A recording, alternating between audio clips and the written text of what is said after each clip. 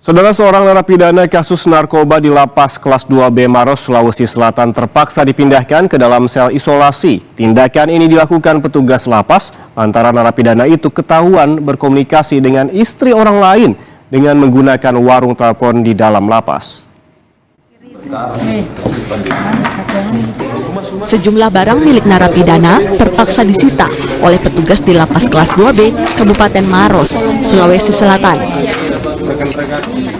Penyitaan dilakukan saat sejumlah petugas lapas menggelar sidak terhadap narapidana di ruang kamar blok tahanan kasus pidana umum dan narkoba. Namun pemeriksaan ini dilakukan setelah diketahui ada seorang narapidana kasus narkoba berinisial AD yang mengirim pesan mesra melalui media sosial ke seorang perempuan berinisial RN yang telah bersuami.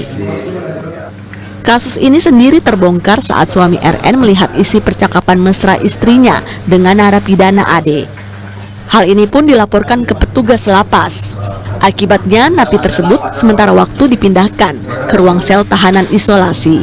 Yang bersangkutan sejak hari Sabtu, ya, tindak lanjut dari kami sudah strafsel, ya, strafsel itu diisolasi, diasingkan sendiri, tidak menerima kunjungan, kemudian tidak menerima titipan makanan, ya, tidak ada akses, ya, di dalam kamar, ya, 2 kali 6 hari, ya. Kalau memang diperlukan kita perpanjang lagi.